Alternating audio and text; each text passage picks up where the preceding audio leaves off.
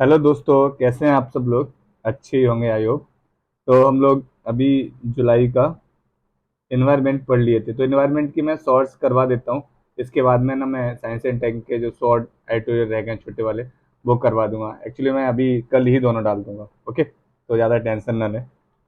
तो हम लोग ये इन्वायरमेंट के कुछ छोटे आर्टिकल हैं, इनको हम पढ़ते हैं। इनमें हमें सबसे खास चीज़ें क्या लगी वो मैं पहले समझा देता हूँ। कुछ टर्म्स काफ़ी इंपॉर्टेंट लगे। क्यों? क्योंकि हमारे जो पीटी एग्जाम है ना, उसमें मोस्टली जो क्वेश्चंस हैं, आप जाओ खुद पीवाई क्यू देखो, जो मैं दिखा देता हूँ, उसके अलावा जाके खुद देखो कि मोस्टली वो क्या पूछेगा कि कोई टर्म दे देगा और फिर वो कहेगा समटाइम्स इन न्यूज, या पूछ लेगा कंटेक्स्ट बताओ इसका, मतलब ये क्या है, इसके बारे में बताओ।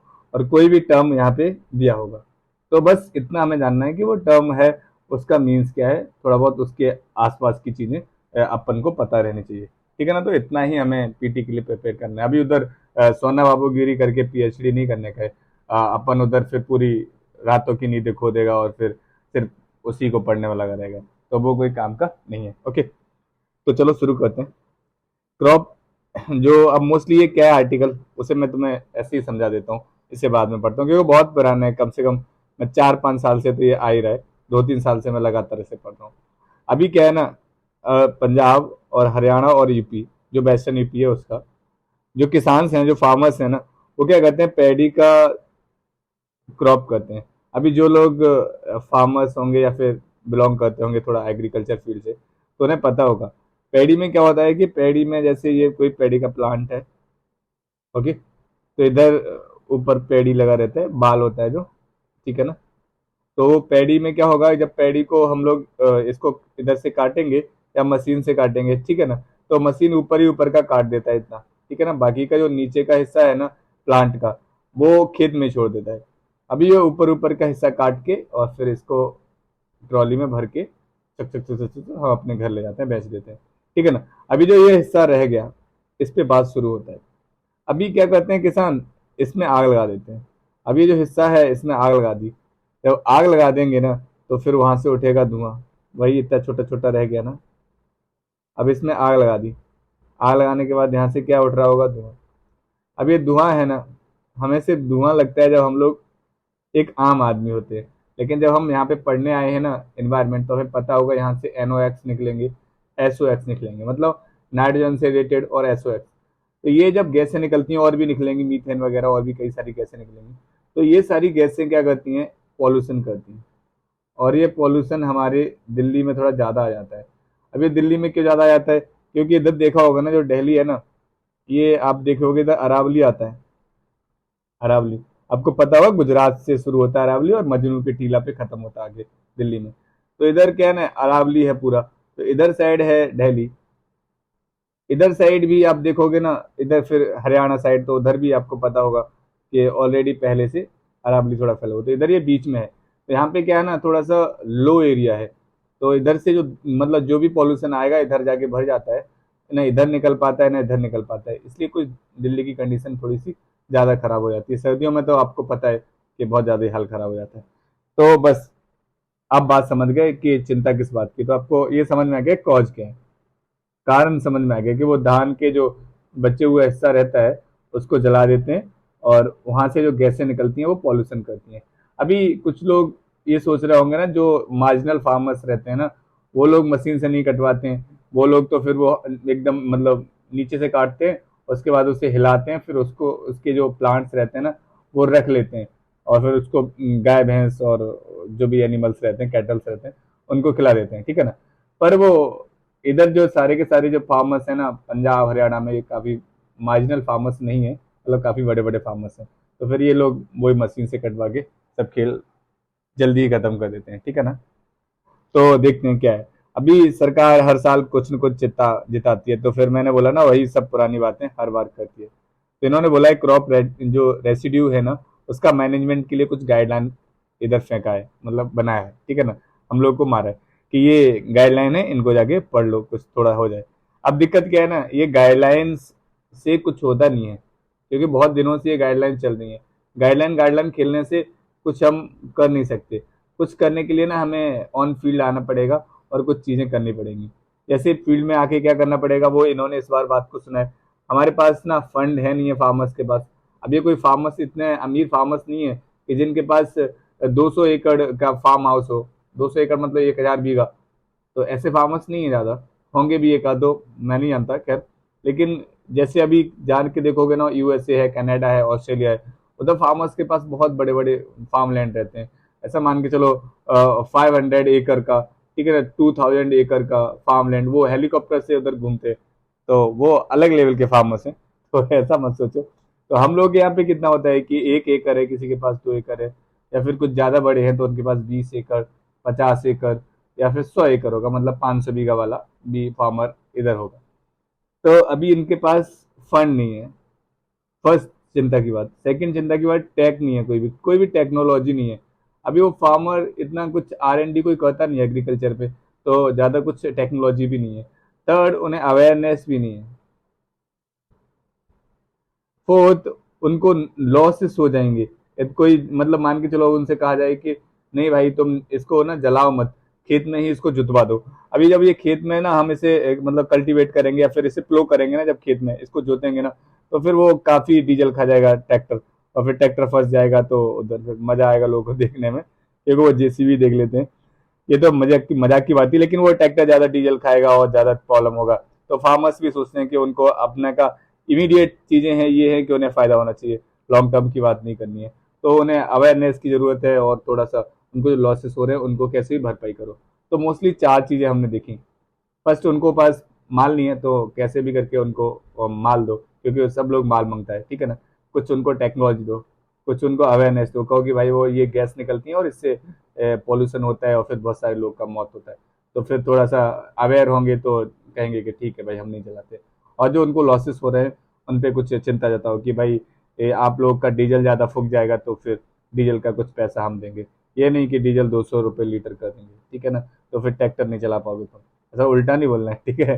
मतलब बोलना है कि डीजल का कुछ हम करेंगे आपको, जैसे कुछ न कुछ मतलब पॉलिसी निकालने का है, ओके। तो ये सब काम करने के हैं। तो इस बार कुछ इन्होंने गाइडलाइन में ये वाली बातें की होंगी। इन्होंने कहा है कि ministry of agriculture and farmer welfare, इन्होंने कुछ जो पुरानी बातें थी उनको रिवाइज किया, और जो मैंने बातें बताई जो सही सी पॉलिसी के लिए होनी चाहिए, उनको कुछ ऐड किया है। इन्होंने बताई थी कौन सी गैसें निकलती हैं, जो हमने बताई थी, CH4, मीथेन, CO, N2O और NOx। SOx भी थोड़े बहुत मात्रा में निकलता है, लेकिन ये ज़्यादा निकलती हैं, ठीक है ना। तो अभी इनका की फीचर्स क्या है गाइडलाइन के, वो हम लोग देखते हैं। देखो, सबसे पहले जो हमने बातें पढ़नी वही है। इन्होंने कहा फाइनेंस असिस्टेंस, मतलब माल दे दो इनको, झोला भर के लेके आए और फिर अपने घर पे ले जाए माल को, और उनसे मशीन्स खरीद लें, ठीक है ना। अभी मशीन्स खरीदेंगे, कुछ अच्छे इक्विपमेंट लेंगे, जिनसे काफ़ी चीज़ें सही से हो जाएंगी, और वो जो मैंने बोला था ना आग लगाने का सिस्टम है, वो शायद कम हो जाए। लेकिन वो माल को कैसे इनको दिया जाएगा, उसके लिए सरकार ने पूरा गाइडलाइन दिया है कि जो भी माल होगा ना, मान के चलो 100 रुपए इनको देने हैं। अभी एक झोला लेके आएंगे ये, और उसमें 100 रुपए रखने हैं। तो 100 रुपए में ना 65 रुपीज है ना, वो तो गवर्नमेंट भरेगी। अब 65 के अलावा जो 35 बचा, ये इनको अपनी जेब से डालने पड़ेंगे। तो मतलब ये अपनी पॉकेट में भी माल लेके आए, ओके। और ये अपनी पॉकेट में माल लेके आएंगे, तो फिर अपनी पॉकेट से माल झोले में डालें, और फिर कुछ सरकार झोले में डालेगी। अभी 65% में भी डिवाइड है, कुछ सेंट्रल देगी और कुछ स्टेट देगी, ठीक है ना। अब तुम खुद सोचो, थोड़ा ऐसा मतलब कॉमन सेंस लगा के देखो। इतना गड़बड़ है कि अभी सेंट्रल स्टेट का कभी सही से साठ गांठ नहीं बन पाएगी कि भाई देने का है कि नहीं देने का है। फिर ये दे भी देंगे कहीं जुगाड़ उगाड़ करके, 36 जात की समस्याएं रख देंगे कि बैंक देगा। फिर बैंक में जाओगे तो मैनेजर बोलेगा कल आने का है, परसों आने का है। फिर मैनेजर भी परसों आ गया तो बोलेगा नहीं रे, अपन को 2% देने का पड़ेगा तुम्हें। क्यों? क्योंकि अपन इधर का मैनेजर है। तो अभी तो अपन इधर का बेताज है, 2% दो, नहीं तो आपका फाइल आगे नहीं जाएगा। वही रेड टैप। फिर वो इतना सब कुछ करेगा, फिर उसको 35 रुपए डालने भी है जेब से, तो फिर वो अपने आप ही जेब खाली करके हाथ ऊपर कर देगा, कहेगा नहीं रे, इतना मगजमारी से अच्छा है कि वो 1 रुपए की माचिस की तीली लाओ और आग लगा दो। आप समझ गए होंगे मैं क्या कहना चाहता हूँ। तो काफी कॉम्प्लिकेटेड चीजें बना देते हैं, जिससे कि समस्याएं बहुत ज्यादा हो जाती हैं, क्योंकि वो इतना ज्यादा। आप खुद सोचो, आप वहां पे हो, आप फार्मर हो, ठीक है ना। आपको कहा जाए ये करो, तो आप जब बैंक के और इधर उधर जाके इन सब की चक्कर काटोगे ना, कि आप वो 1 रुपए की माचिस ला के आग लगा दो, क्योंकि हर एक आदमी को एनवायरमेंटलिस्ट बनाना इतना इजी नहीं है। कुछ एजुकेटेड लोग रहेंगे, वो शायद ऐसा ना करें, लेकिन सब लोग ऐसा नहीं सोचते। तो इन्होंने जो कहा है वो पढ़ लेते हैं हम लोग, बाकी चिंता हमने जान ली है, लेकिन समस्याएं क्या है ये जो मैं बताया, इन्हें लकुनास कहते हैं। हर एक पॉलिसी में कोई ना कोई समस्याएं रहती हैं। तो जब भी आपको कोई भी पॉलिसी की क्रिटिसाइज करना हो, क्योंकि हमें बहुत सारी स्कीम पे क्वेश्चंस लिखने के लिए देते हैं, तो क्रिटिसाइज करने के लिए ना यही कुछ बातें रहती हैं कि एडमिनिस्ट्रेटिव थोड़ी समस्याएं रहेंगी, क्योंकि लोग सही से इम्प्लीमेंट नहीं करते हैं, पैसा सीधा मिलता नहीं है हाथ में, फिर उसके लिए कुछ करो, डीबीटी जैसा कुछ सिस्टम लेके आओ। ये डीबीटी सिस्टम कैसे आया? जब लोगों ने पहले क्रिटिसाइज किया होगा तभी तो सरकार के दिमाग में आया कि डीबीटी जैसी भी कोई डायरेक्ट बेनिफिट ट्रांसफर जैसा भी कोई सुविधा हो सकता है। तो मतलब ऐसे क्रिटिसिज्म करो जिन्हें पॉजिटिव क्रिटिसिज्म कहते हैं, हेल्थी क्रिटिसिज्म कहते हैं, ठीक है ना। तो ये कर सकते हो आप किसी भी आंसर में, ओके। और हमारे यहाँ करवाए गए हैं कई सारे बार।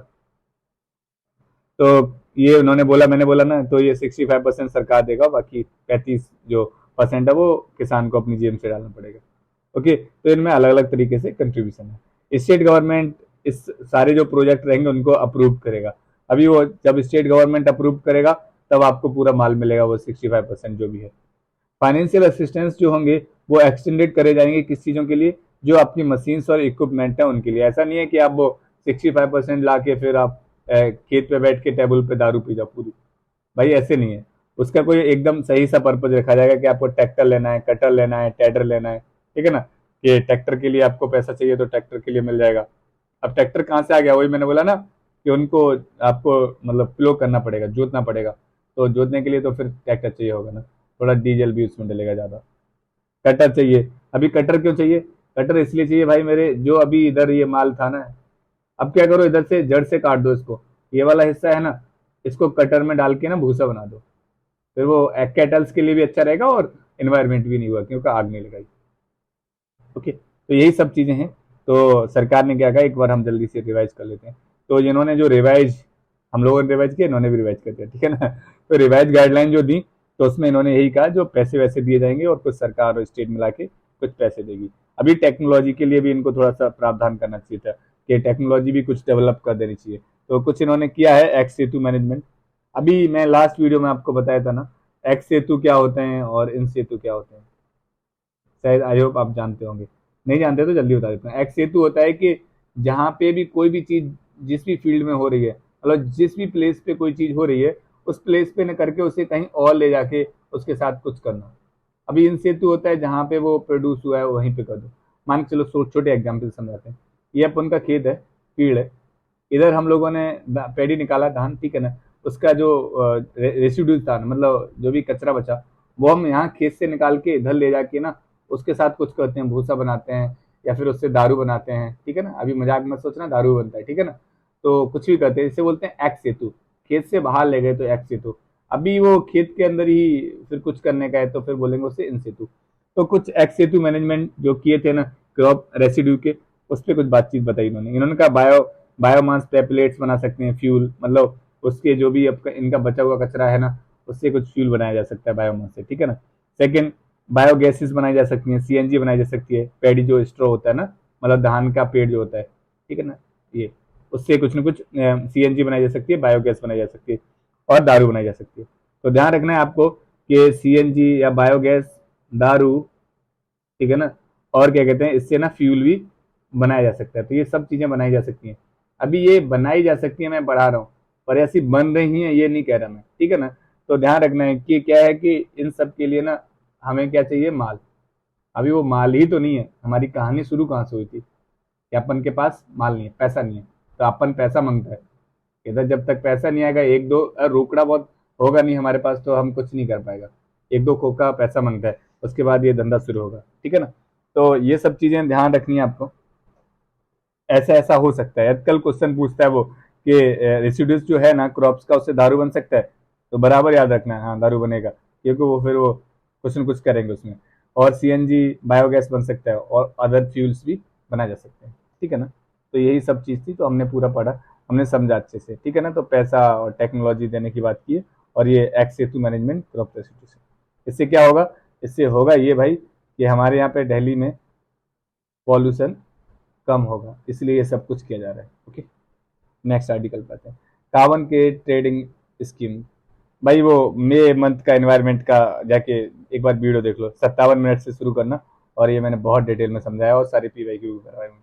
तो प्लीज़ जाके एक बार देख लो, 57 मिनट से, ठीक है ना, मैंने लिख दिया है। मेक एनवायरमेंट 57 मिनट पे चालू करो।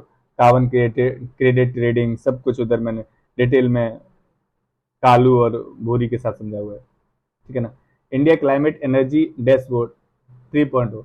अभी मैं देख रहा था सारे PYQ, ठीक है ना, क्योंकि मुझे लगा था कोई है तो यहाँ पे डालने के लिए। तो मेरे को एक चीज़ समझ में आई कि आज दिन तक ऐप, वेबसाइट, ठीक है ना, या फिर ऐप से रिलेटेड कि कोई नया ऐप लॉन्च हुआ है उससे बात, या फिर कोई डैशबोर्ड बन गया है उससे रिलेटेड, या फिर कोई वेबसाइट बन गई है उससे रिलेटेड, ऐसे कुछ क्वेश्चन CSC में पर्टिकुलर नहीं निकले हैं।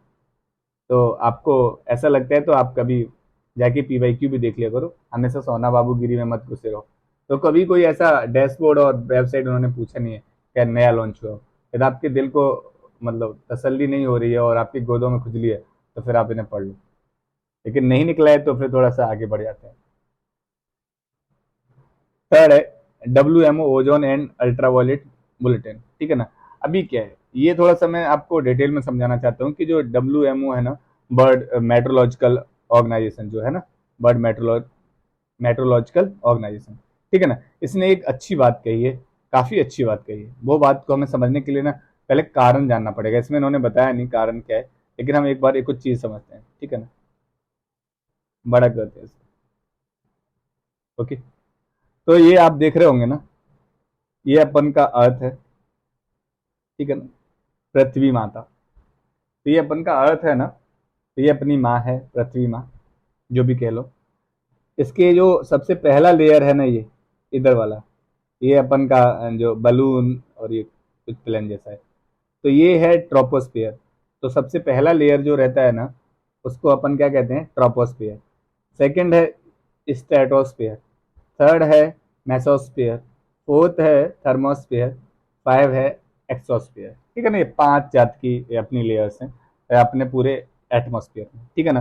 तो ध्यान रखने का है कि ये अपन लोग नीचे से ऊपर जा रहे हैं, ध्यान रहे। तो इसमें क्या है थोड़ा बहुत जान लो। ट्रोपोस्फियर जो है ना, ये अपने अर्थ के आसपास ही सबसे मतलब क्लोजेस्ट लेयर है, और इधर ही सब कुछ रहता है, O2 वगैरह, बायोमंडल जो अपना है ना, इधर बायो ज्यादा है, वो सब ट्रोपोस्फियर में। अभी उससे ऊपर जाओगे ना आप, तो आप जैसे ही ऊपर जाओगे तो आपको मिलेगा स्ट्रेटोस्फियर, ठीक है ना। तो स्ट्रेटोस्फियर है ना, इधर ही है ओजोन लेयर। तो ओजोन का केमिकल फॉर्मूला क्या है, O3। तो स्ट्रेटोस्फियर में क्या है, ओजोन लेयर है। अभी ओजोन लेयर है, यहाँ पे बायोमंडल नहीं है, एटमॉस्फेयर ऊपर बहुत कम है। तो इसकी वजह से क्या, वहाँ पे जब ज्यादा गैसें नहीं होंगी तो क्लीन रहता होगा, तो ये काफी सूटेबल है प्लेन्स को उड़ाने के लिए। ओके, तो ध्यान रखना है कि O3 स्ट्रेटोस्फियर में है। तो स्ट्रेटोस्फियर में जो O3 है, तो इधर ही क्या दिक्कत हुआ कि जो अपना बायोमंडल था ना, ये यहाँ तक बायोमंडल था, जो ये मान के चलो यहाँ तक है, इससे कुछ गैसें उड़ के ऐसे उड़ गई, चू चू चू चू चू चू, ठीक है ना, उड़ के अब क्या पहुंच गई, स्ट्रेटोस्फियर में पहुंच गई। और यहाँ जो एक लेयर थी, ये एक लेयर है मान के चलो, ये यहाँ बना देते हैं, ये एक लेयर थी जो ओजोन की, O3 की एक लेयर है, उसको जाके ना छेड़ने लग गई। छेड़ने का मतलब ये है कि उसको जाके होल करने लगी। अब ये मान लो होल कर दिया मैंने, ठीक है ना। तो ये लेयर थी O3 की, जो हमें अल्ट्रा वायलेट रेज से बचाती थी। अभी इधर क्या हो गया, इधर ये एक होल हो गया। अभी जो होल हो गया ना, अब चिंता बन गई। तो ध्यान रखना है सबसे पहली बात, अब तक क्या ध्यान रखने वाली बात है, तो ये सबसे पहली लेयर जो है उसे बोलते हैं हम लोग ट्रोपोस्फियर। ट्रोपोस्फियर क्या है हम समझ गए अच्छे से कि ट्रोपोस्फियर अपनी सबसे नजदीकी लेयर है, और यहाँ पे बायोमंडल होता है। उसके ऊपर स्ट्रेटोस्फियर है, जहाँ पे हमने देखा था क्या होता है, स्ट्रेटोस्फियर में हमने देखा था O3 होती है और काफी क्लीन एनवायरनमेंट रहता है, सॉरी एनवायरनमेंट नहीं मतलब पूरा वो रहता है एटमोस्फियर, तो उसमें आराम से प्लेन उड़ाया जा सकता है। अभी थर्ड है मेसोस्फियर और फोर्थ है थर्मोस्फियर, फाइव है एक्सोस्फियर। इधर आप जाओगे ना, तो मेसोस्फियर सबसे कोल्ड है, सी लगा देते हैं, सबसे कोल्ड है, ठीक है ना। यहाँ पे एकदम बहुत कोल्ड है। अभी कोल्ड है ना, तो ध्यान रखना आपने, कोल्ड होता है तो वहाँ फ्रैक्शन ज्यादा होता है, जो चीज ठंडी होती है। तो जब भी कोई चीज ऊपर से आती है तो इधर देखो आग लग गई। जो मीटियोर्स होते हैं ना ऊपर से आते हैं, तो वो यहाँ मेसोस्फियर में ही बर्न होना शुरू हो जाते हैं, जो फिर वो आप अपने बाबू के हाथ पे हाथ रख के बोलते हैं कि ये टूटता हुआ तारा है, और कुछ विश मांग लेते हैं, या बच्चों के नाम याद कर लेते हो आप। तो वो छोड़ो, आप किसी राजा महाराजा का नाम याद रखो, वो हिस्ट्री में काम आएगा। तो ये चीजें ध्यान में आ जाए आपको, स्ट्रेटोस्फेयर फिर उसके बाद मेसोस्फीयर और थर्मोस्फीयर और एक्सोस्फीयर, अपना सबसे पहले वाला ट्रोपोस्फीयर। तो हमने ये लेयर्स आपको थोड़ा सा 20 बना दिया। अब हम बात को समझते हैं। क्या हुआ था, ये ट्रोपोस्फीयर से कुछ गैसें थी ना, वो ऊपर गई और उन्होंने एक होल कर दिया आपके स्ट्रेटोस्फीयर में रहने वाली O3 में, ओजोन में। तो जब ये होल हो गया ना, तो ये होल वाली जो पूरी प्रोसेस थी उसे बोले ओजोन डिप्लेशन हो गया। ओजोन डिप्लेशन का मतलब है ओजोन वहां पे खत्म हो गई और जिसकी वजह से वहां पे एक पूरा होल बन गया।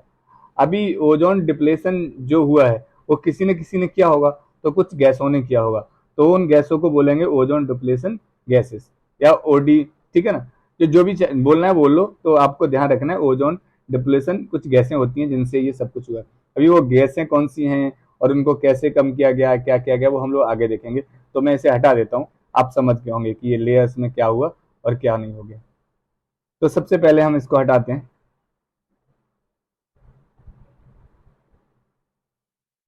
ओके, अब बात करते हैं। तो सबसे पहले ये जो आपकी जिन्होंने ये ओजोन में होल किया ना, उन्हें बोलते हैं हम ओजोन डिप्लेशन से रिलेटेड कोई भी गैसें या कुछ भी है। अब ये गैसें अपने आप बन गई क्या, तो बोलेंगे नहीं, अपने आप तो नहीं बनी। फिर क्या हुआ, इसमें क्या है, हमने बहुत अलग अलग तरीके से, देखो लॉन्ग लिव जो अपने मेंस हैं उन्होंने, हम लोगों ने ही मिलके ये सब कुछ किया। जैसे फ्रिज, जो रेफ्रिजरेटर होता है ना, एसी होता है ना, इन सब में गैसें भरी जाती हैं और ये सब गैसें जो निकलती हैं इनसे, वो जाके ऊपर क्या करती हैं, ऊपर जाके O3 को तोड़ देती हैं, ब्रेक कर देती है। थोड़ा लंबा कहानी है कि कैसे ब्रेक होता है, वो हम लोग इन्वायरमेंट में डिटेल में पढ़ेंगे। अभी सिर्फ इतना ध्यान रखो कि हाँ ऐसा कुछ तोड़ देती हैं।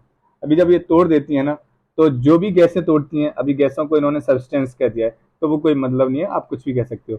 तो ध्यान रखना, ओजोन डिप्लेस जो डिप्लेटिंग सब्सटेंस हैं, जो भी गैसें हैं, उनके बारे में कोई न खबर आई हुई है। अब खबर पे ध्यान करते हैं। अब तक हमने बेस बनाया था।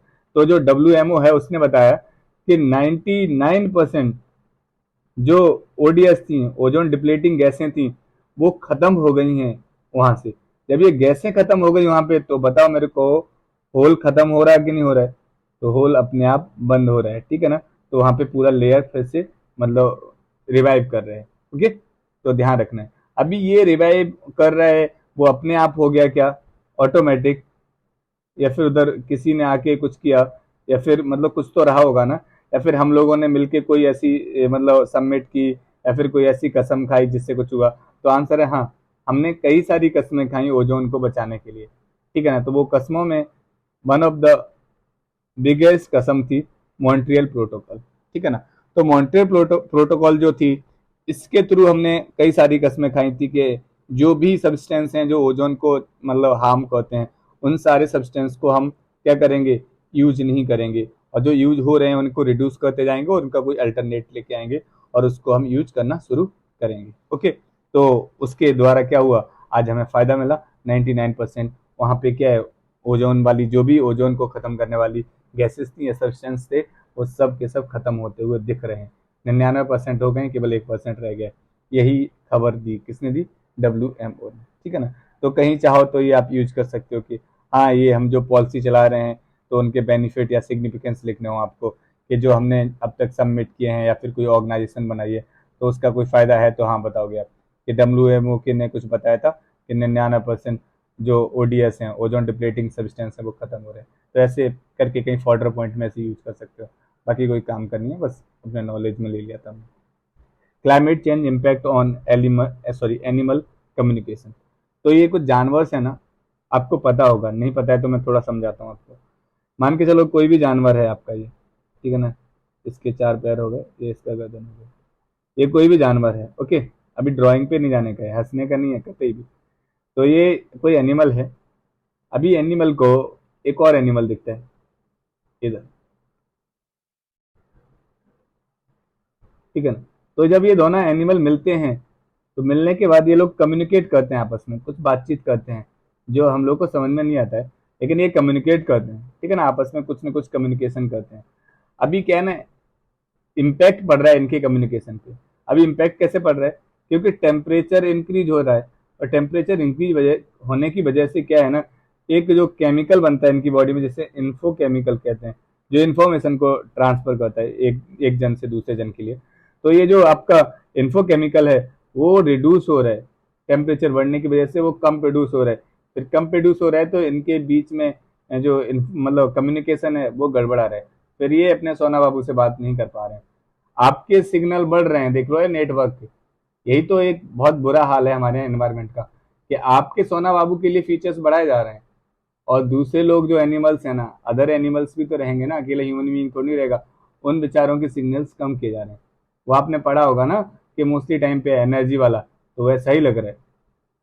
तो देख रहे हो आप, तो यहाँ पे ना लव वाला एक वो होता है ना, love neither created not destroy, only change one बाबू टू अनदर, तो वो उसी जैसा मेरे को कुछ दिख रहा है। इधर बाबू बस एनिमल चेंज कर दिया है, तो ये पहले इन लोगों का भी अच्छा था, अब इनसे आपका ज्यादा बढ़ रहा है प्यार, इन लोगों का कम हो रहा है क्योंकि इन्फॉर्मेशन नहीं मिल पा रहा है इनको। अभी वो बोलता होगा कि 5 बजे आने का है, फिर वो पता ही नहीं चलता होगा, वो सोचता होगा नेक्स्ट डे 5 बजे बोला है, तो फिर वो मिसकम्युनिकेशन हो जाता होगा, झगड़े हो जाते होंगे इन सब एनिमल्स के। तो भाई कुछ करना पड़ेगा अपन लोग को। चलो मुद्दे पे आते हैं, ठीक है ना। तो ये जो कम्युनिकेशन है ना, तो एनिमल कम्युनिकेशन, वो भाई काफ़ी दिक्कत करने लगा है। तो अब काम की बात क्या है इसमें, तो ध्यान रखना है आपको कि यहाँ पे एक केमिकल का नाम बताया था मैंने, इन्फो केमिकल, ठीक है ना। टेम्परेचर बढ़ने की वजह से ये प्रोड्यूस कम हो रहा है, जिसकी वजह से इन्फॉर्मेशन जो हमें ट्रांसमिट होनी चाहिए थी ना एक एनिमल से दूसरे एनिमल में, वो नहीं हो पा रही है। ओके, यही सब बात को इन्होंने इसमें बताया हुआ है। तो अब मैं इसको यूज कहाँ कर सकता हूँ, यदि हमें यही नहीं पता ये यूज कहाँ करना है, तो हम कोई स्मार्ट एस्पिरेंट नहीं है, हम बस वही सोना बाबूगिरी की भीड़ में फंसे हुए। इसको हम बहुत सारी जगह यूज कर सकते हैं। उनमें से सबसे पहली जगह, कहीं भी क्लाइमेट चेंज के इम्पैक्ट लिखने हो, जो मैं आपको पीछे से नोट्स बनवाते आ रहा हूँ कि फॉर्डर पॉइंट कैसे यूज करने हैं, वो आपको याद होगा ना। मैं हमेशा एक फाइल बनवाया हूँ जिसमें मैंने बोला है कि इधर आपको लिखना है इंट्रो का माल, इधर लिखना है कंक्लूजन का माल, ठीक है ना, और एक दूसरा पेज बनाना है जिधर लिखना है फॉर्डर पॉइंट। तो फर्दर पॉइंट में आपने लिखा था पहले ना कि क्लाइमेट जो चेंज है उसके इम्पैक्ट क्या क्या है। तो एक हमने देखा था इम्पैक्ट मई वाले में, कि जो सी बटरफ्लाई है ना, वो क्लाइमेट चेंज की वजह से मर रही है। सेकंड हमने देखा था कि क्लाइमेट चेंज का इन्फ्लेशन पे इम्पैक्ट पड़ रहा है जून वाली में। और जुलाई वाले में हम देख रहे हैं कि क्लाइमेट चेंज से ना एनिमल्स का, जो एनिमल्स हैं उनका कम्युनिकेशन डिक्रीज हो रहा है। अब देखो, एक एक फॉर्डर पॉइंट हमने एक एक महीने में शुरू किया, ये मई में था, ये जून में था, ये जुलाई में है। तो अभी क्या है ना, अभी जब हम ये 3 लिखेंगे ना, कि ये जो हमने फर्स्ट सेकंड थर्ड अलग अलग फॉर्डर पॉइंट लिखे, किसी बटरफ्लाई के बारे में, और हमने लिखा क्या कहते हैं इन्फ्लेशन के बारे में, ठीक है ना, और अभी आज हम लिख रहे हैं एनिमल्स के इनके बारे में। तो हम लोगों को अलग तरीके से मार्क्स मिलेंगे जब हम उसके नीचे अंडरलाइन करके डिब्बा देंगे। यदि हम वही केवल वही 2 पॉइंट लिखते रहेंगे कि हिमालय के ग्लेशियर्स पिघल जाएंगे, और क्या कहते हैं बाढ़ आ जाएगी, और वो समुद्र का सी लेवल बढ़ जाएगा, भाई ये हर टुच्चा आदमी जानता है। अरे वो कॉर्नर पे मतलब खोपचे में बैठा हुआ, पान के गले पे बैठा हुआ आदमी भी जानता है कि ये सब हो जाएगा। पर आप कुछ अलग थोड़ा सा 1-2 पॉइंट देंगे, फॉर्डर पॉइंट कलेक्ट करके रखेंगे, तो शायद अलग बात होगी। तो ये मैं बार बार आपको ऐसे फॉर्डर पॉइंट काउंट कराता रहता हूँ, कहीं नोट डाउन करते रहा करो, या फिर धीरे धीरे याद हो जाते हैं, जैसे मेरे को याद हो गए तो ऐसा आपको भी याद हो जाएंगे। तो यही इसे यूज कर सकते हैं, ठीक है ना। अभी इन्होंने कुछ एग्जाम्पल दिए थे कि जो शार्क है उसके साथ ये हुआ है, ठीक है ना, और भी कुछ मतलब स्पीसीज हैं उनके साथ ऐसा हुआ है। तो वो आप मतलब कोई काम का नहीं, अभी एक एक जानवर का लेके नहीं बैठेंगे अपन कि शार्क को कितना मजा नहीं आ रहा है और फिर दूसरी चीजों को नहीं आ रहा है। हमें बस ओवरऑल चीज पता होनी चाहिए। फ्लोरा एंड फोना डाटाबेस, अभी क्या है, इन्होंने 36-37 जात के अलग अलग फ्लोरा फोना को लिखा है, फिर बताया इसका नाम क्या है और ये क्या है। तो फिर ये सब कुछ आपको याद करना पड़ेगा, और फिर याद भी कर लोगे तो मुझे लगता नहीं है कि वहाँ उस टाइम तक पेपर तक याद रहता है। तो मैं क्या करता हूँ वो ध्यान रखो, ऐसे रट्टा मार लो बहुत अच्छा है, लेकिन मेरे से ये रट्टा नहीं मारा जाता, तो मैं हल्का हल्का देख लेता हूँ कि ये क्या है। जैसे अभी देखोगे ना, महर्षि फिश के ऊपर क्वेश्चन पूछा उन्होंने 2 बार, 2022 में भी ये क्वेश्चन है, और एक बार शायद 2019 वाले में भी ये क्वेश्चन था महेश्वरी फिश के ऊपर। तो मैंने 19 वाला कवर किया था, तो फिर मेरा 22 वाला एकदम सही हो गया। तो उसमें क्या है ना, अभी मेरे को पता था कि महेश्वरी जो है ना वो एक फिश है, उससे ज्यादा मेरे को कुछ भी पता नहीं था, और वो इतना ही पूछना चाहता है ये फिश है कि नहीं है, क्या है। तो ये इतना आपको पता हो, फिश है, बर्ड है, कबूतर है, चिड़िया है, सोना है, बाबू है, क्या है वो बराबर पता रख लो। तो अभी जो जूलॉजिकल सर्वे ऑफ इंडिया है और बोटानिकल सर्वे ऑफ इंडिया है, इन दोनों ने कुछ जानवरों को, सॉरी, और कुछ प्लांट्स को, फ्लोरा फोना वही होते हैं जानवर और प्लांट, उनको रिसर्च किया है, डिस्कवर किया है, सॉरी माफ कीजिएगा, रिसर्च नहीं, डिस्कवर किया, मतलब खोजा, और उसके बाद उनका एक लिस्ट को पब्लिश किया है। तो आप देखते हैं लिस्ट क्या है। सबसे पहली बात जो लिस्ट की हम देखेंगे ना, वही है कि सबसे ज्यादा माल केरला में मिला है। तो सबसे ज्यादा जाति के जानवर जो हैं फ्लोरा एंड फोना वो केरला में मिले। अब केरला में क्यों मिले, तो फिर मैंने बताया आपको, उधर वेस्टर्न घाट है। आपको पता होगा कि सबसे ज्यादा इंडिया में डाइवर्सिटी जो है ना फ्लोरा एंड फोना की, वो कहाँ मिलती है, तो वो वेस्टर्न घाट में मिलती है। और क्यों वेस्टर्न घाट में मिलती है, कि उधर वो बारिश, क्लाइमेट काफी अच्छा है और सब कुछ उधर जानवरों को ऑन टाइम मिल जाता है, तो वो मौज काट रहे हैं उधर। ठीक है ना। तो ध्यान रखना है आपको कि वो केरला में सबसे ज्यादा ये मिले हैं। बस इतना थोड़ा सा याद रखना। अभी कौन से क्या क्या मिला है, तो उसका एक लिस्ट इन्होंने जारी किया हुआ है। आप चाहो तो ये लिस्ट को पढ़ सकते हो। एक आध दो को मैं पढ़ देता हूँ। मिनियोप्टेरस फिलिस्पी, ठीक है ना, ये लॉन्ग फिंगर्ड बैट है, एक चमगादड़ है। तो ध्यान रखो ऐसे कुछ के, मिनियोप्टेरस, तो ऐसे कुछ रख लो, जैसे मिनी हेलीकॉप्टर होता है ऐसे ही उड़ता होगा, मिनी ऑप्टेरस फिलिस्पी करके कुछ है। ठीक है ना। तो ऐसे कुछ मतलब कोई जुगाड़ करके, कोई एक्रोनियम या फिर कोई कहानी जोड़ के, किसी अपने दोस्त सहेली का नाम याद करके इसे जुगाड़ करो। ठीक है ना। मैं ऐसे ही कर देता हूँ, कोई चीज़ कठिन होती है फिर मैं अपने किसी दोस्त के नाम से उसको याद कर लेता हूँ, या फिर उसको ऐसा कुछ मतलब नाम को बिगाड़ के, या फिर उसकी कोई हैबिट से कनेक्ट करता हूँ। तो मिनी ऑपरेटर्स एक वो लॉन्ग फिंगर बैट है, चमगादड़। ठीक है ना। ये बम्बू पे मेघालय में मिलता है और बम्बू के ऊपर लटका रहता है। द सेला मकाऊ, अभी ये तो खैर हम जानते थे पहले से, मकाऊ हम जानते थे, बस सेला लगाना है। तो सेला था, वो मकाऊ लेके आया है। तो ध्यान रखना, सेला मकाऊ ये किधर मिला है, वो अरुणाचल प्रदेश में मिला है। तो अरुणाचल प्रदेश में सेला पास है, तो सेला पास के नाम पे इसका नाम सेला मकाऊ रखा गया है। तो ध्यान रखना है कि सेला मकाऊ अरुणाचल प्रदेश में। अभी एक और है मकाका ल्यूकोजीनी, मकाका ल्यूकोजीनिस, ये व्हाइट चीक्ड मकाऊ है, ये भी एक मकाऊ है। तो मकाका लिखा है, शायद मकाका का मतलब मकाऊ ही होता होगा, इतना मेरे को कंफर्म नहीं पता, लेकिन शायद होता होगा ऐसे कुछ। तो ध्यान रखना है, मकाका ल्यूकोजिनाइस मकाऊ है, ये भी याद रख लो। फिसेडुला, अभी फिसेडुला येलो रम्प्ड फ्लाई कैचर, ठीक है ना, ये फ्लाई कैचर है, Mongolia, China, Korea and Japan में मिलता है। और ये नारकोंडम आइलैंड जो अपना है ना अंडमान पे, ठीक है ना, नारकोंडम आइलैंड क्यों फेमस है ये, और मेरे को कमेंट में बताना प्लीज। और आप लोग ना कमेंट वमेंट कर दिया करो प्लीज, क्या है ना, मेरे को थोड़ा सा मोटिवेशन मिलता है, आप लोग लाइक कमेंट करते हो तो। और आप ऐसे ही एम चले जाते हो देख के, तो मेरे को लगता है कि शायद मैं ही ऐसे ही चिल्ला रहा हूँ फिर में। तो इधर सब लोग अपने आप को बेताज बादशाह समझ रहे हैं तेजपुर का। तो आप लोग प्लीज़ करो कुछ थोड़ा बहुत, ठीक है ना। अब मैं ज़्यादा कुछ नहीं बोलूँ, मतलब थोड़ा सा मेरे को भी लगना चाहिए कि हाँ मैं कर रहा हूँ वो थोड़ा सा ये, मतलब अप्रिसिएशन थोड़ा सा दे ही सकते हो, क्योंकि उधर कुछ पैसा नहीं लग रहा है। ऐसा भी नहीं है कि मैं मतलब उधर 5 मिलियन सब्सक्राइब करके बैठा हूँ तो मैं बहुत माल कमा रहा हूँ, मतलब कुछ नहीं कमा रहा हूँ, ऐसे ही चल रहा है अभी। तो ध्यान रखना है आपको। तो ये अपना जो था ना फिसीडुला, तो फिसीडुला आपको पता होना चाहिए फ्लाई कैचर है। तो ये ध्यान रखना, फ्लाई कैचर फिसीडुला, मकाऊ मकाऊ है, सिला मकाऊ है, और ये मिनी ऑपरेटर से एक चमगादड़ है। अभी फ्लोरा कौन सा है, तो देखते हैं कौन सा प्लांट है। कैलेंथी लेमुलोसा, कैलेंथी लेमुलोसा एक ऑर्चिड का स्पेसी है, ठीक है ना। तो ये किधर मिलता है, कोहिमा नागालैंड में मिलता है। नंदा देवी का पुसालकर, तो अभी तो अपने आप ही पता चल गया, नंदा देवी फिर वो उत्तराखंड में होगा, तो नंदा देवी का होगा उत्तराखंड में, ठीक है ना। अब पुसालकर है, तो पुसालकर का मतलब होता है फूल जैसा होगा। नीलीग्रेलिया पुसालकर, ये फिर फूल है, ये नीलगिरी पे मिलता है, इंडमक है ना, तो वेस्टर्न घाट में मिलता है। तो ये तो इजी था, ये तो हम लोग आराम से, देखो अभी मैं तुम्हें एक और चीज सिखा देता हूँ जो पीटी में काफी काम आएगी, मेरे मेरे दोनों अटेम्प्ट में बहुत काम आई। नाम में बहुत कुछ रखा है, ध्यान रखना है। जैसे वो बोला है ना कि नाम में कुछ नहीं रखा है शेक्सपियर, बट अपन बोलता है कि नाम में बहुत कुछ रखा है भाई।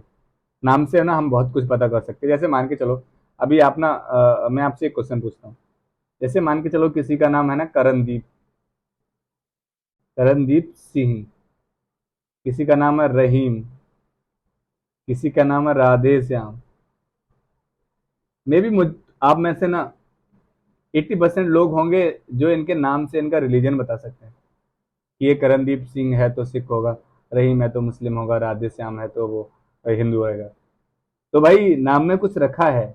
मैं बस ये समझाना चाह रहा हूँ, मैं कोई धर्म की बात नहीं करना चाह रहा हूँ, मैं ये समझाना चाह रहा हूँ कि राम, सॉरी, नाम में, ठीक है ना, मतलब कुछ न कुछ होता है। अब ये कुछ न कुछ क्या होता है वो समझते हैं। जैसे नंदा देवी का पुष्कर है, तो अपने आप समझ जाओ कि नंदा देवी पे कोई फूल है तो उत्तराखंड में होगा।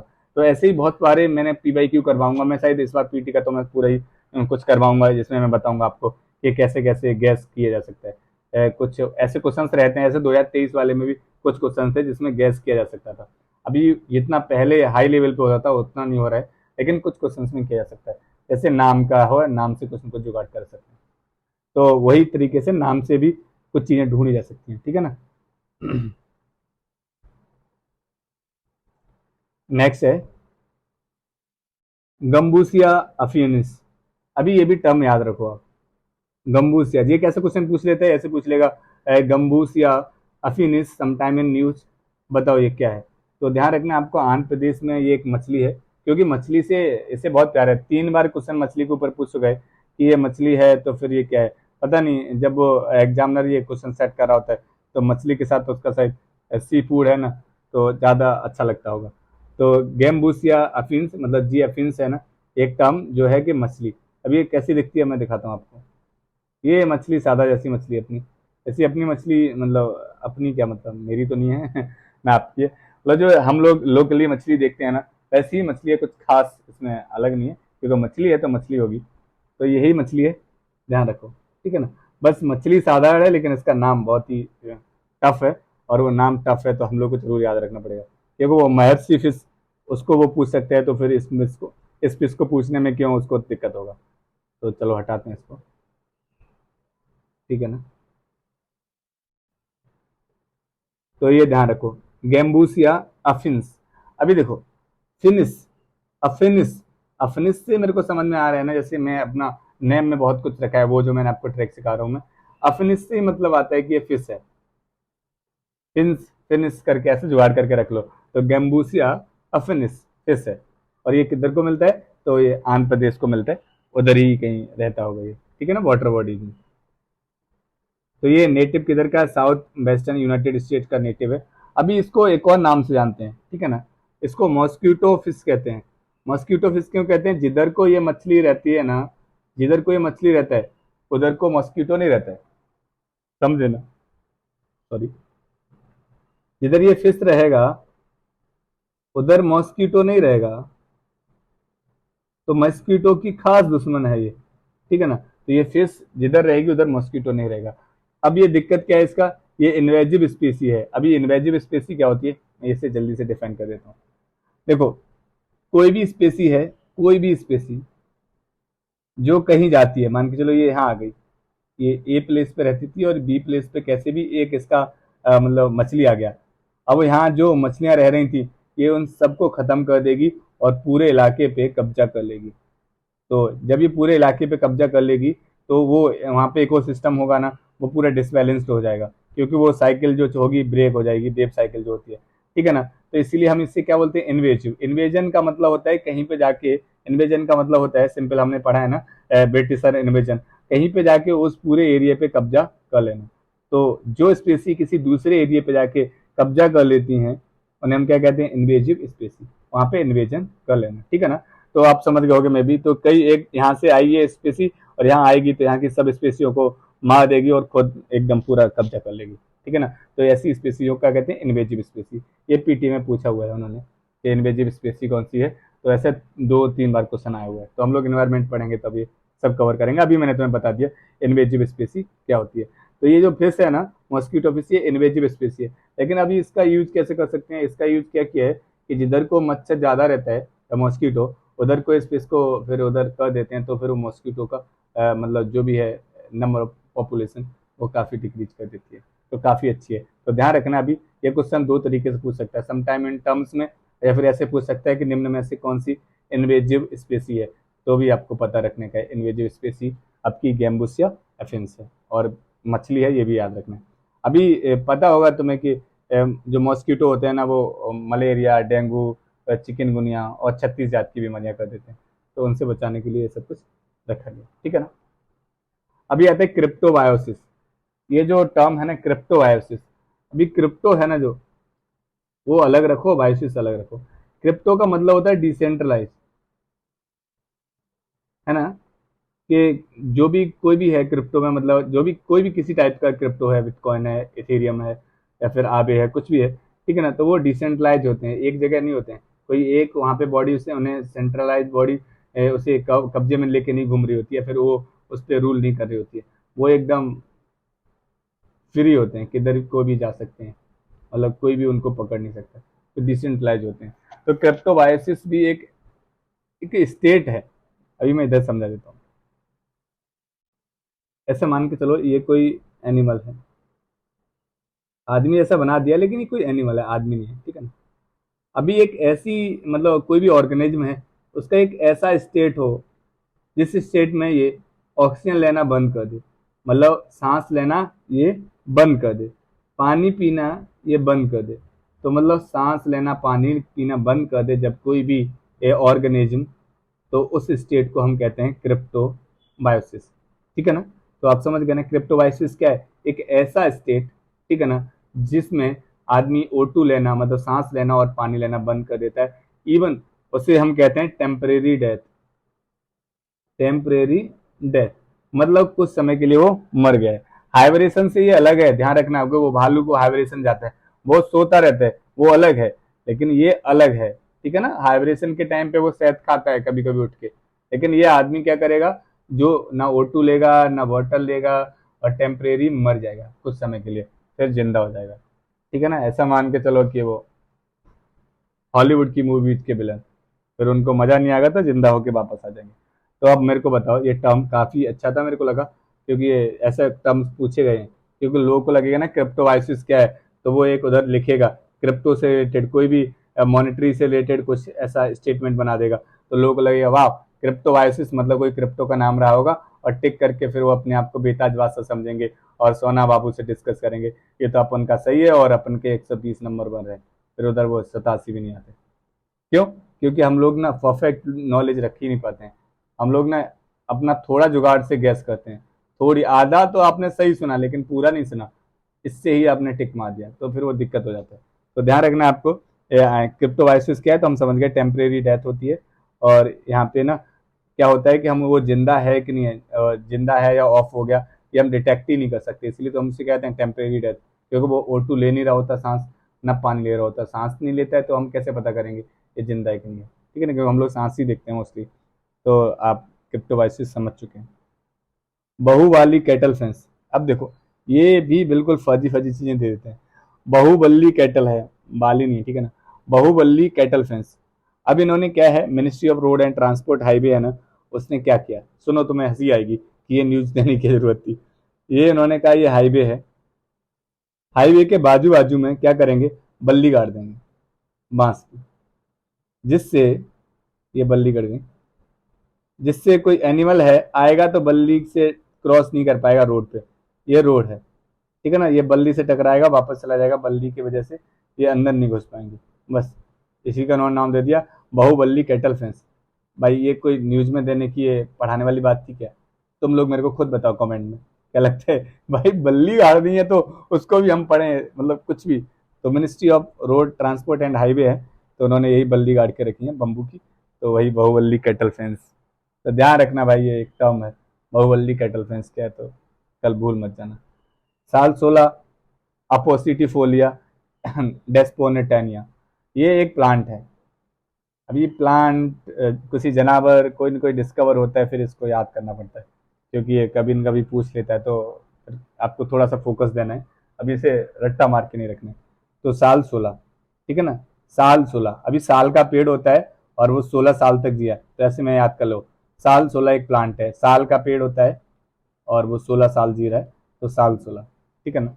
तो अभी कैसा होता है दिखाता हूँ मैं, ये आपको कुछ दिख रही होगी ना, प्लांट है ये, यही है साल 16।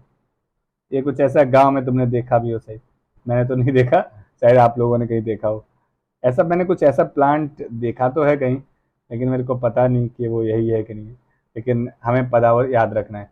तो इसका नाम है साल 16, आयोग देख लिया होगा, मैं हटा देता हूँ। तो साल 16 आपको याद रखना है। तो ये क्या है, एक नई स्पेसी मिली है, डिस्कवर हुई है अभी अभी, ठीक है ना। पेरिनीडियल श्रब है, to grow on the saline arid and semi arid environment. मतलब ये है, ऊसर जो खेत होते हैं ना अपने, ऊसर खेत, ठीक है ना, तो उन्हीं को हम बोलते हैं सलाइन एरिड सेमी एरिड। एक तो वो सूखे होते हैं, ऊपर से सलाइन भी होते हैं, तो ऐसा मतलब जो भी होगा ना ऊसर खेत, मतलब डेजर्ट टाइप का, वो किधर मिलेगा, मोस्टली गुजरात के साइड होता है या फिर राजस्थान के साइड होता है। तो गुजरात के कच्छ डिस्ट्रिक्ट है ना, जो कादिर बेल्ट है और बेला रीजन में, उधर ही ये मिलता है। तो अभी इधर इसमें याद क्या करना है, याद रखना है तो मैं कि साल 16 क्या है, तो साल 16 डिस्पोन्टानिया ऐसे कुछ करके एक प्लांट होता है जो ऊसरा में होता है, ठीक है ना, ऊसर खेत में। ऊसर का मतलब होता है कि जो सलाइन हो, एरिड हो और सेमी एरिड हो, ऐसा इन्वायरमेंट उधर होगा, ठीक है ना। अभी क्या है, इसका prostrate body plant unlike the other species sal 16 does not have anything here. अभी क्या है ना, इसका जो बॉडी है, जैसे मान के चलो ये बॉडी है, इस पे कोई भी हेयर नहीं होता। और साल 16 के जो प्लांट होते हैं ना, उनमें क्या इधर टिनी टिनी टिनी टिनी टुच्चे टुच्चे से थोड़े हेयर से होते हैं, ठीक है ना, मोस्टली देखे होंगे आपने प्लांट्स पे होते हैं ऐसे हेयर रहते हैं। जैसे तुलसी का पेड़ देखो आप, तो तुलसी के पेड़ पे होता है ना, तो उसकी ये सारी की सारी आर्म्स पे मतलब या ब्रांचेस पे हल्के हल्के टिनी टिनी से क्या कहते हैं हेयर्स होते हैं। देख रहे हो कितना मस्त पेड़ बन गया गलती से, ओके सॉरी टू। तो ये आपको ध्यान रखना है, ओके। तो ये क्या है, साल 16, साल 16 का प्लांट होता है, लेकिन ये पूरा इसका नाम क्या है, अपोजिटिफोलिया डेस्पोन्टानिया, ठीक है ना। तो ये ध्यान रखना किधर होता है, तो हमें पता चल गया।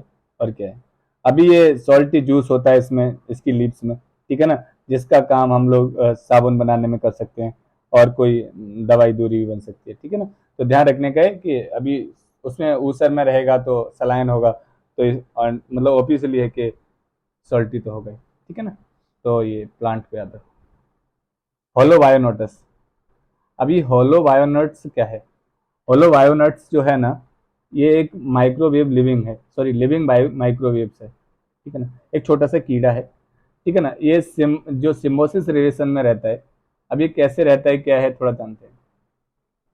ये कोई एनिमल है, A for animal, P for plant. तो इन दोनों का जो रिलेशन है सिंबॉलिक रिलेशन है। अभी मेरे को एग्जाम्पल बताओ तो, प्लांट और एनिमल का, कोई ऑर्गेनिज्म का और भी कोई सिंबॉलिक रिलेशन है जो तुमने पढ़ा हो। अभी 1 सेकंड के लिए वीडियो पॉज करो और सोचो, बताओ बताओ तो, कमेंट में लिख दो, फिर उसके बाद आप ना इस वीडियो को आगे कर दो, ठीक है ना, थोड़ा बहुत लिखोगे तो अच्छा लगेगा आपको। तो आंसर है हाँ। हम लोग क्लास 6-7 से पढ़ते आ रहे हैं कि आपने पढ़ा होगा कि दाल होती है ये, ठीक है ना, पल्स।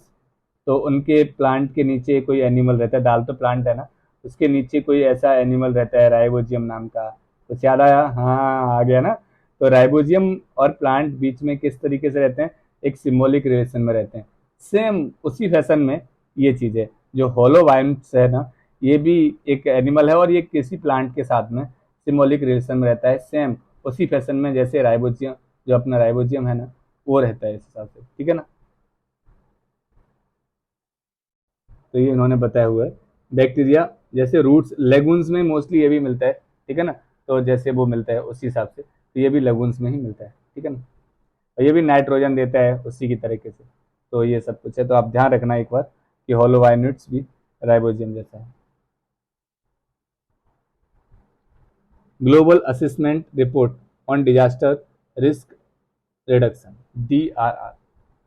अभी क्या है ना, ग्लोबल असेसमेंट रिपोर्ट जो आई थी डिजास्टर रिस्क रिडक्शन पे, तो भाई इसने ना काफ़ी अच्छा सा रिपोर्ट पब्लिश किया है। उन्होंने कहा है कि number of recorded disaster has increase 5-fold over the past 50 years. पिछले 50 साल से अब तक ना भाई 50 गुना डिजास्टर बढ़ गए हैं। देख रहे हो आप कितना हम लोग करीब जा रहे हैं मौत के। मौत नहीं आ रही है, हम खुद जा रहे हैं।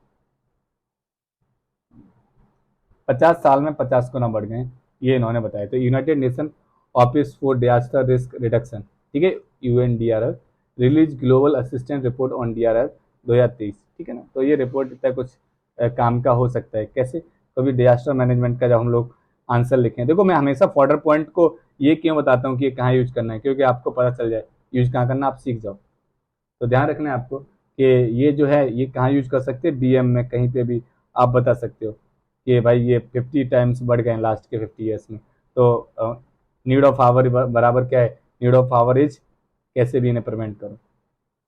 अभी क्या है, साल ग्रेट ग्रीन वॉल है, हाँ प्रिवेंटेशन के लिए भी कभी सारे जुगाड़ हो रहे हैं, लेकिन इसका इम्पैक्ट क्या हो सकता है, जो इतने सारे डिजास्टर आ रहे हैं, क्रॉप फेलियर्स हो जाते हैं, हंगर हो जाएगा, इन्फ्लेशन बढ़ जाएगा, लोग भूखों मर जाएंगे, अपन फिर इधर सब पड़े बड़े छोड़ के गांव चले जाएंगे, ठीक है ना। तो ये सब इम्पैक्ट हो सकते हैं, कुछ इम्पैक्ट हो रहे हैं, कुछ आगे मतलब फ्यूचर में हो सकते हैं। तो साहेल रीजन जानते होगे आप लोग, अफ्रीका का साहेल रीजन है, ठीक है ना। तो साहेल रीजन में जो ग्रेट ग्रीन बॉल है, वो जो है डेजर्टिफिकेशन को रोक रही है। अभी साहेल रीजन क्या है मैं समझाता हूँ तुम्हें। ये अफ्रीका है ना, ऐसा करके, ठीक है ना, ऐसा अफ्रीका है, ध्यान रखना।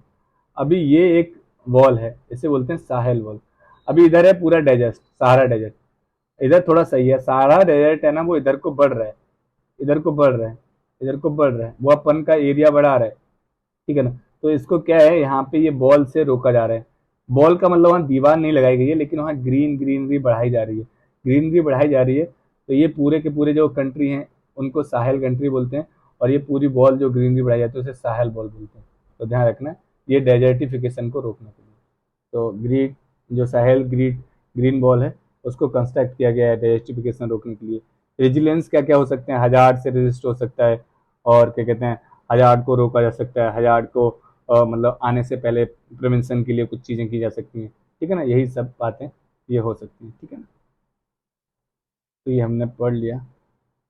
रिस्क रिडक्शन थ्रू अडेप्टेशन क्या क्या कर सकते हो, तो ये पूरा इन्होंने एक चार्ट बनाया हुआ है, आप चाहो तो इसे पढ़ लेना। वैसे मैंने ये पूरा चार्ट अपने डीएम वाली वीडियो में करवा रखा है, तो आपका दिल करता है तो आप एक बार देख लो कि वल्नरेबिलिटी, एक्सपोजर, हजार्ड क्या क्या होंगे, आप देख लो। मोस्टली आपने सब पढ़े होंगे, लेकिन फिर आप चाहो तो वीडियो देख के रोक के देख सकते हो, वही हैं जो आपने पहले पढ़े हुए हैं। Scheme for expansion and modernisation of fire service in the states. अभी क्या है ना, मुखर्जी नगर में आग लग गया था थोड़े दिन पहले, आपने जाना होगा, ठीक है ना। उधर कुछ जो स्टूडेंट्स थे ना, वो थर्ड या फोर्थ फ्लोर से कहीं से कूद रहे थे, देखा होगा शायद, मेरे को पता नहीं कोई कैजुअलिटी हुई है कि नहीं हुई है, मतलब किसी ने किसी को चोट तो लगाई होगा डेफिनेटली, ठीक है ना। ऐसा बोला था कुछ न्यूज़पेपर वालों ने कि कुछ 2-4 बच्चों को चोट लगा। तो उधर दिक्कत क्या था जो हमने देखा था, हमने इसके ऊपर पूरा एक डिटेल डीएम वाली जो वीडियो है ना, उसमें पढ़ा हुआ है कि फायर से क्या क्या होता है, अर्बन फायर्स के ऊपर। लेकिन फिर हम स्कीम पढ़ रहे हैं तो थोड़ा बहुत जानकारी हमें होना चाहिए। तो उधर क्या क्या दिक्कतें थी, हमने देखा था कि वो गेट का प्रॉब्लम था, उधर सही से फायर को मतलब बुझाने के लिए कुछ इक्विपमेंट्स होते हैं वो नहीं थे, बिल्डिंग का जो फायर का रेसिस्टेंस होना चाहिए वो भी नहीं था, मतलब कुछ भी सही से था ही नहीं कॉमर्शियल बिल्डिंग होने के बजाय, ठीक है ना। अभी कॉमर्शियल बिल्डिंग होती है तो हम लोगों को ये सब कुछ रखना चाहिए, वो ऐसा कुछ नहीं दिखा उधर। ओके, तो ये होना चाहिए। तो अभी ये स्कीम है ना, जिनसे कि मॉडर्नाइजेशन किया जाएगा फायर सर्विस में हर एक स्टेट में, उसके ऊपर कुछ बातचीत की गई है। तो बातचीत क्या की गई है, कोई काम का है ये, पहली बात मेरे को ये बताना। तो मैं बोलूँगा कि नहीं, ये कोई काम का नहीं है। क्यों काम का नहीं है, क्योंकि इसमें पूरी स्कीम में क्या बताया गया है कि 500 रुपये स्टेट को दे दिए, 200 रुपये हमने इसको दे दिए, 300 रुपये मैंने इसको दे दिए, मतलब ये करोड़ में चलते होंगे, लेकिन हम समझने के लिए 200-300 ही रखते हैं, क्योंकि फिर वो अपन की औकात से बाहर चला जाता है, तो 500 1000 करोड़ सुन के फिर याद करने में भी तकलीफ हो जाती है, ठीक है ना। तो ऐसा मान के चलो, इन्होंने बस स्कीम में किसको कितना माल फेंका है और किसको कितना रोकड़ा दिया है, वो सब बात किया हुआ है। तो इसलिए हमें कोई काम का नहीं लगा, लेकिन फिर भी मैं तुम्हें थोड़ा सा दिल की तसल्ली के लिए, नहीं तो सोना बाबू गुस्सा हो जाएंगे कि नहीं नहीं पढ़ाया नहीं तुमने, तो मैं पढ़ा देता हूँ। Union ministry of home affairs, ठीक है ना, इसने ये सारा एलोकेशन किया हुआ है माल का, कि नेशनल डिजास्टर रेस्पॉन्स फंड है जो एनडीआरएफ, उसके थ्रू कुछ दिया जाएगा। तो उन्होंने बताया 12.5% ऑफ ईच, जो भी है ना, 12.5% एनडीआरएफ एंड स्टेट, जो स्टेट डिजास्टर रेस्पॉन्स फंड होता है एसडीआरएफ, उनमें बांटा जाएगा। अभी क्या है फीचर्स ऑफ स्कीम के, फीचर्स क्या है, ऑब्जेक्टिव क्या होगा, ऑब्जेक्टिव यही होगा कि ज़्यादा से ज़्यादा जो आग लग रही है उनको रोकना है। तो आग रोकने के लिए क्या करना पड़ेगा, modernisation fire service in the states, जो भी फायर सर्विस है उसे मॉडर्नाइज करो, रैपिड पहुँचे, और आग बुझाने के लिए कुछ मतलब अलग जात की मतलब टेक्नोलॉजी लेके आए, ठीक है ना। लोगों को रेस्क्यू कैसे किया जाएगा उसके लिए कुछ अलग जात की टेक्नोलॉजी हो, तो ये सब बात पर ध्यान दिया जाएगा, ये ऑब्जेक्टिव है। एनडीआरएफ ने लगभग 5,000 करोड़ इनको दिया गया है एक्सपेंडिंग करने के लिए कि ये सब काम करो। तो ये फॉर्डर पॉइंट आप कहीं इकट्ठा कर सकते हो कि हाँ 5,000 करोड़ मिलता है एनडीआरएफ को ये सब कुछ मॉडर्नाइजेशन करने के लिए, लेकिन मेरे को लगता नहीं कि याद रहेगा, तो आप इस पर फोर्स भी मत दो। ये 500 करोड़ भी किसको दिए हैं तो वो काम का नहीं है, मैंने पहले बता दिया। अर्थक्वेक स्वाम, अभी ये काफ़ी अच्छा एडिटोरियल है कि अर्थक्वेक स्वाम क्या होते हैं। ये स्वार्म पढ़ते हैं कुछ लोग, लेकिन स्वार्म इन्हें मतलब प्रोनाउंस किया जाता है। तो अर्थक्वेक स्वार्म क्या होते हैं, तो सबसे पहले तुम्हें पता हो अर्थक्वेक क्या होता है। तो अर्थक्वेक क्या होता है, देखो ऐसे मान के चलो, ये हटाओ, अर्थ है ये, कहीं पे भी मान के चलो कुछ भी होता है, तो उसके साथ साथ क्या होता है, यहाँ पे कोई न कोई एनर्जी रिलीज होती है, पी वेव्स, एस वेव्स, ठीक है ना। फिर ओवर लास्ट में वेव्स आती हैं, लोअर वेव्स, ठीक है ना। तो पी वेव्स फर्स्ट नंबर पे आती है, सेकंड नंबर पे, ये थर्ड नंबर पे। पी वेव की स्पीड ज़्यादा होती है तो इसलिए फर्स्ट पे आती है, कम पे आती है, ये थर्ड पे आती है। तो ये एनर्जी यहाँ से रिलीज होती है और उसकी वजह से हमारा जो अर्थ है वो शेक होता है, शेक का मतलब हिलता है। तो एनर्जी रिलीज होने की वजह से जो अर्थ हिलने लगता है, अर्थ सॉरी पृथ्वी अपना हिलने लगता है, उसी को हम क्या कहते हैं, अर्थक्वेक। अभी क्या है ना, ये छोटे छोटे टुच्चे टुच्चे टुच्चे टुच्चे टुच्चे टुच्चे लगातार छोटे छोटे अर्थक्वेक आते रहे लाइन लगा के। तो ऐसे कह सकते हो कि अर्थक्वेक लाइन लगा के आए, तो उसे हम क्या कहते हैं, अर्थक्वेक स्वाम। मतलब सिंपल है। अर्थक्वेक स्वाम क्या हुआ, अर्थक्वेक स्वाम हुआ sequence of many earthquake that occur in relatively short of period time. मान के चलो 10 मिनट में 5 अर्थक्वेक आ जाए, छोटू छोटू से, ठीक है ना, ज़्यादा नहीं आ जाए, नहीं तो हम सब पहले जाएंगे। तो ध्यान रखना है। तो एक शॉर्ट पीरियड ऑफ टाइम में जो सीक्वेंस है अर्थक्वेक्स का वो काफ़ी ज़्यादा रहना चाहिए। तो वही क्या कहलाते हैं, अर्थक्वेक स्वाम। अर्थक्वेक स्वाम का मतलब है एक लाइन लगा के अर्थक्वेक से का आना, लेकिन छोटे छोटे अर्थ, ठीक है ना। अभी ये इतना न्यूज़ में काय को है। तो 2200 अर्थक्वेक ऑब्जर्व हुए हैं आइसलैंड में। सोच रहे हो 2200 मतलब 2200 अर्थक्वेक्स ऑब्जर्व हुए हैं आइसलैंड में, और वो भी कितने देर में, केवल 24 आवर्स में। मतलब जितनी मिनटें नहीं उतने तो अर्थक्वेक हो गए, ठीक है ना। मतलब घंटे नहीं है, सॉरी मिनटें ज़्यादा हो जाएगी। तो उतने तो आपके अर्थक्वेक आ गए। तो मान के चलो आइसलैंड, अभी आइसलैंड को प्लेस इन न्यूज के हिसाब से आप देख सकते हो कि आइसलैंड किधर को है, इसके आजू बाजू कौन सा कंट्री है, कोई कंट्री में किधर को लेक है, किधर को नदी है, किधर को क्या है, थोड़ा बहुत आप नज़र मार सकते हो, ठीक है ना। तो Europe largest and most active volcano region due to the presence of mid Atlantic ridge. ये मिड अटलांटिक रिज के ऊपर है आइसलैंड, इसलिए इधर काफ़ी अर्थक्वेक आते हैं। तो आपको पता चल गया अर्थक्वेक स्वाम क्या है, हम जान गए किधर को आया था, ये भी हम जान गए। अभी वो अर्थक्वेक क्या होता है, तो वो ज्योग्राफी का बहुत स्टैटिक पार्ट है और ये सब लोग जानते हैं सही। तो मेरे को उधर टाइम वेस्ट करने का कोई मतलब नहीं, क्योंकि हम लोग को आगे भी बहुत कुछ पढ़ने का है, ठीक है ना। तो ये अर्थक्वेक क्या होते हैं आप सब जानते हो। अभी मैकेनिज्म क्या होता है अर्थक्वेक का इन्होंने दिया हुआ है, लेकिन मेरे को लगता नहीं है कि ये मैं तुम्हें पढ़ाऊँ। क्यों, क्योंकि अर्थक्वेक आपको अब तक समझ में आ चुका होगा, तो आप 2-4 महीने 5 महीने से भी प्रिपरेशन कर रहे हैं, तो आपने एनसीईआरटी पढ़ी होगी, अर्थक्वेक समझ में आ गया होगा कि कैसे अर्थक्वेक यहाँ से पी वेव्स एस वेव दो बज जानती, ठीक है। मैं ये मान लेता हूँ कि आपको आता है, तब मैं इसे छोड़ दे रहा हूँ। सेल्फ क्लाउड, अब ये सेल्फ क्लाउड का है। जो आर्कस क्लाउड होते हैं ना, उन्हीं को हम सेल्फ क्लाउड कहते हैं। आर्कस क्लाउड ही क्या कहलाते हैं, सेल्फ क्लाउड। अब ये सेल्फ क्लाउड क्या होते हैं, तो इनका एक बार मैं फोटो दिखाता हूँ। अभी देखो और बड़ा करता हूँ, ये देखो दीवार सी बना दी इन्होंने। ये क्लाउड जो दिख रहे हैं ना आपको, एकदम ये बॉल जैसा लग रहा है, इन्हीं को हम कहते हैं सेल्फ क्लाउड, ठीक है ना। ये इधर वाला इलाका, इधर ये राइट लेफ्ट, ये सब एकदम डिवाइड करके जा रहे हैं, तो ये हैं आपके सेल्फ क्लाउड या आर्कस क्लाउड। में भी आपको समझ में आ गया होंगे। तो ये आर्कस क्लाउड है ना, तो ध्यान रखना है आर्कस क्लाउड ही क्या कहलाता है, सेल्फ क्लाउड कहलाता है। अभी ये कहाँ मिला था रिसेंटली न्यूज में, क्यों, तो ये उत्तराखंड में दिखाया गया था, उत्तराखंड में दिखाई दिया था रिसेंटली, इसलिए न्यूज में है, ठीक है ना। तो ये समटाइम कहाँ होता है, बीनीथ ऑफ द जो क्यूमुलो निम्बस क्लाउड होते हैं उनके नीचे ये दिखता है मोस्टली टाइम। जो भी क्यूमुलोमिनस क्लाउड रहेंगे उसके जैसे मान के लो ये क्लाउड है, इसके नीचे ही ये ऐसे ऐसे दिखाई देगा, ओके। बाकी इसके बारे में कुछ जानना है तो मेरे को लगेगा नहीं, तो केवल ये कीवर्ड मेरे को लगा था सेल्फ क्लाउड या आर्कोस क्लाउड क्या होते हैं, तो ध्यान रखना ये ऐसे क्लाउड होते हैं और कोलंबस के नीचे रहते हैं, क्लाउड ही तो हैं, तो इसमें कुछ इतना खास आपको पढ़ने का नहीं। कास प्लेटू, ये प्लेस इन न्यूज के लिए आप बराबर याद करके रखो। कास प्लेटू, पथार प्लेटू या वैली ऑफ फ्लावर्स, ठीक है ना, इसके 3 नाम हैं, कास प्लेटू, पथार प्लेटू या वैली ऑफ फ्लावर। तो ध्यान रखना है वैली ऑफ फ्लेवर क्या है, तो आपको पूछ लेगा वैली है, पार्क है, क्या है, तो आपको कंफ्यूज करने के लिए तो आप ध्यान रखना है ये प्लेटू है, और कहाँ है, सतारा डिस्ट्रिक्ट महाराष्ट्र में।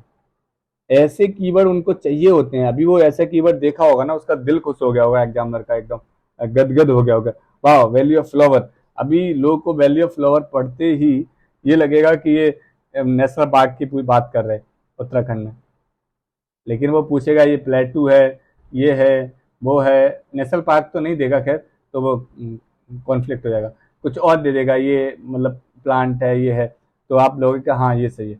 तो ध्यान रखना कास, पत्थर, वैली ऑफ फ्लावर, ये सतारा डिस्ट्रिक्ट में एक प्लेटू है, ठीक है ना। ये कहाँ आता है, बायोस्फीयर रिजर्व वेस्टर्न घाट में आता है।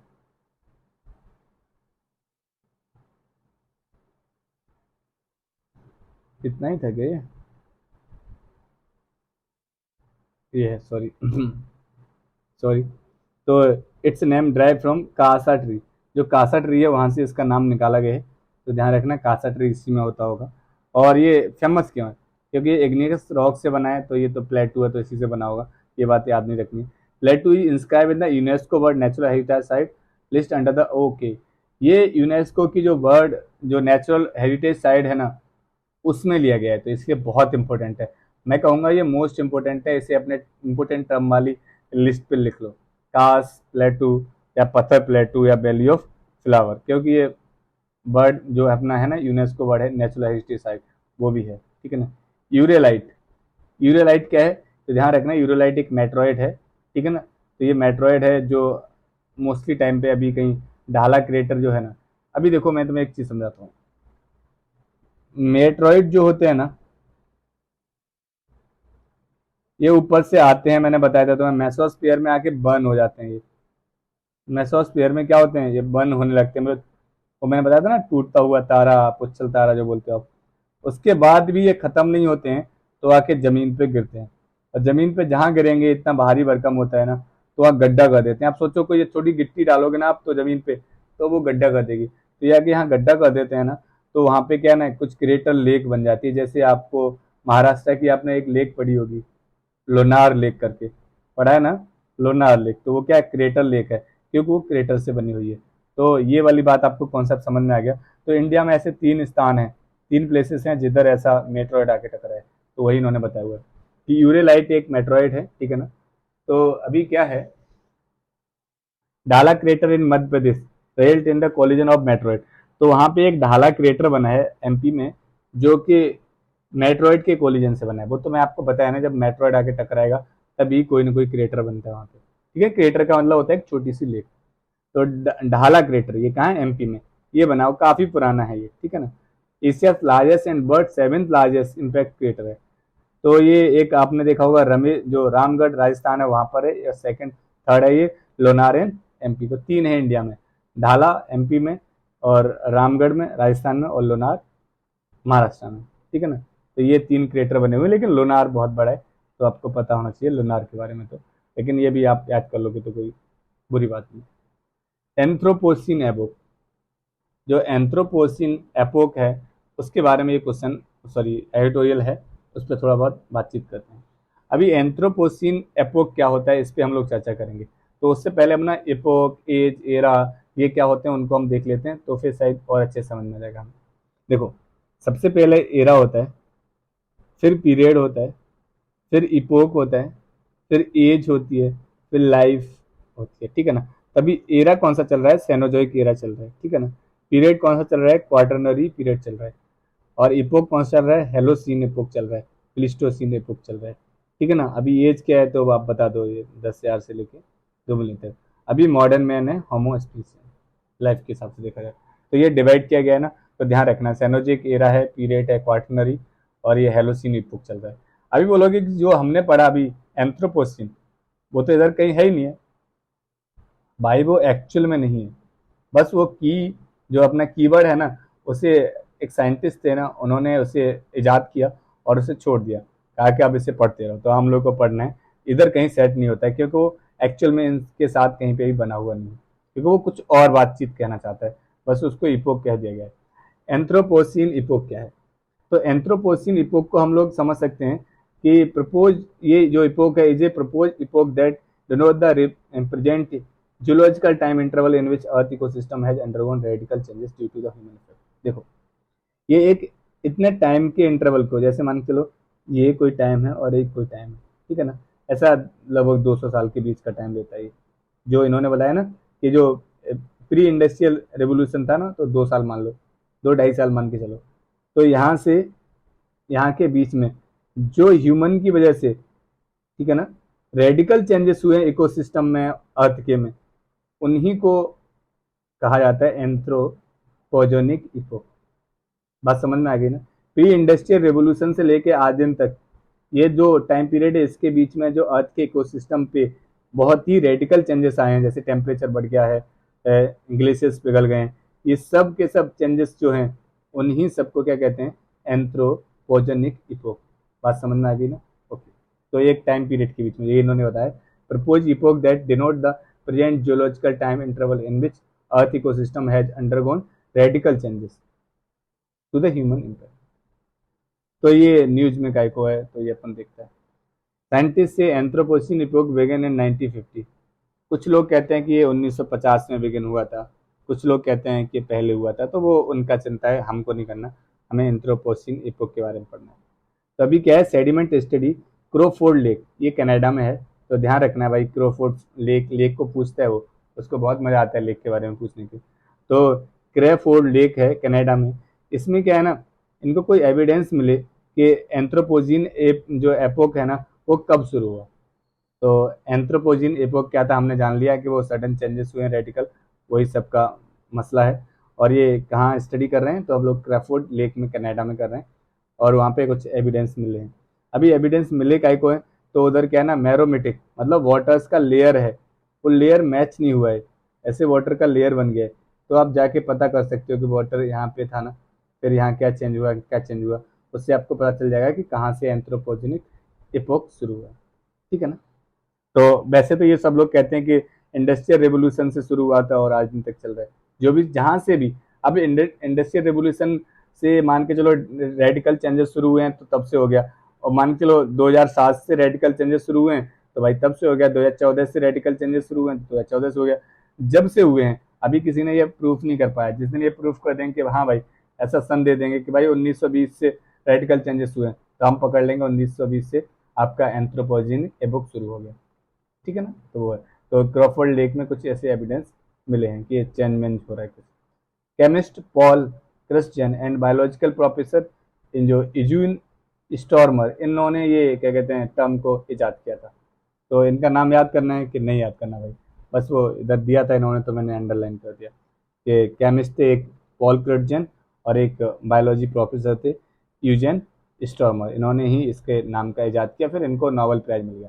तो इन्होंने इजाद किया, इसके लिए नोबेल इन्हें मिल गया। अब हम याद नहीं रखेंगे, क्यों? हमारे पेपर में नहीं आएगा इसलिए, ना कि इसलिए कि इन्हें उनका वो मिल गया।